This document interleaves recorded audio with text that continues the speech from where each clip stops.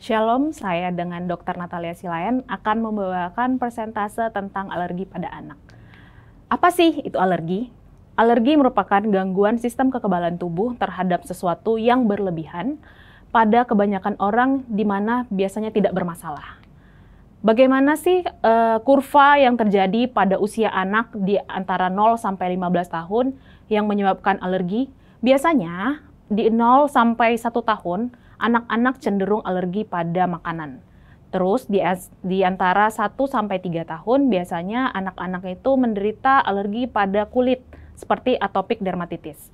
Di antara usia 3 sampai 7 tahun bisa berkembang menjadi penyempitan saluran nafas seperti asma.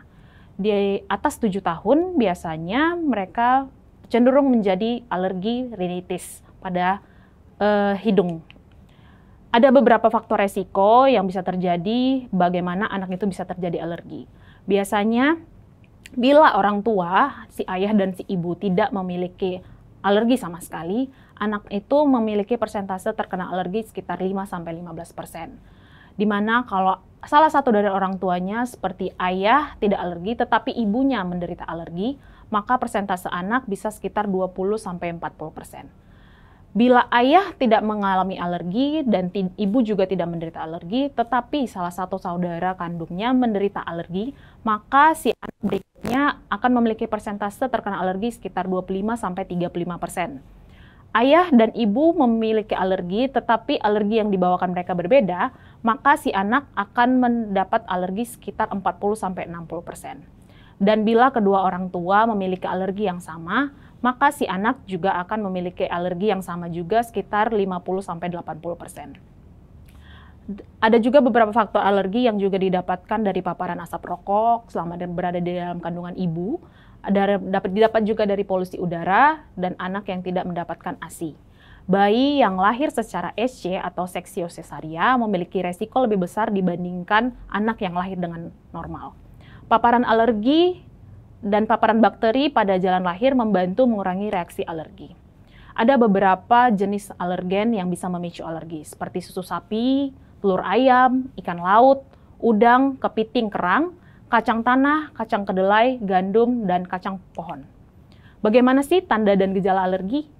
Mari kita lihat. Yuk, yang pertama itu ada ruam pada kulit, dan ada juga diare, sakit perut, kembung, dan muntah. Batuk, penyempitan jalan nafas sampai menyebabkan sesak dan bersin-bersin.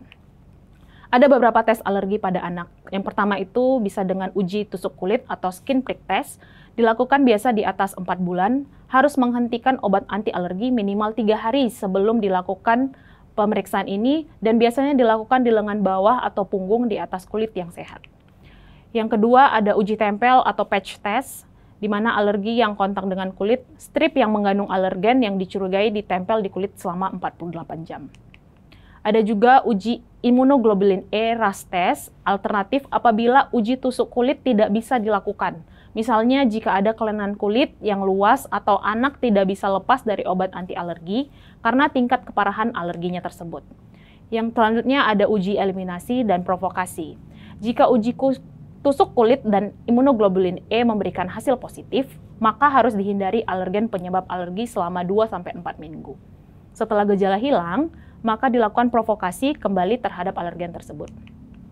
Bagaimana sih tata laksana dan pencegahan alergi pada anak? Yang pertama itu bisa menghindari penyebab alerginya tersebut. Yang kedua, bisa kita berikan obat anti alergi dengan berkonsultasi terlebih dahulu dengan dokter, pemberian ASI eksklusif selama 6 bulan, jangan terlalu cepat atau terlalu lambat memberikan makanan pada bayi. Biasanya empasi pada bayi itu dilakukan sekitar 4-6 bulan. Pada alergi susu sapi, biasanya diberikan susu terhidrolisat penuh dan parsial, bukan soya. Kemudian bisa mandi dengan sabun pH netral dan mengandung pelembab. Hindari sabun antibakterial. Mandi air hangat sekitar 1-2 kali sehari dan tidak lebih dari 10 menit setiap harinya. Mengoleskan krim steroid pada kulit yang alergi sesuai dengan anjuran dokter, dan bila sudah membaik, berikan krim pelembab. Memakai pakaian yang baru sebaiknya dicuci terlebih dahulu, dan bila dicuci dengan deterjen, sebaiknya bilas dengan bersih. Jangan memakai pakaian terlalu ketat, terlalu tebal, dan kotor, misalnya seperti bahan wol atau sintetik, lebih baik menggunakan bahan katun. Sehabis berenang, sebaiknya langsung mandi untuk membersihkan sisa klorin yang menempel pada kulit.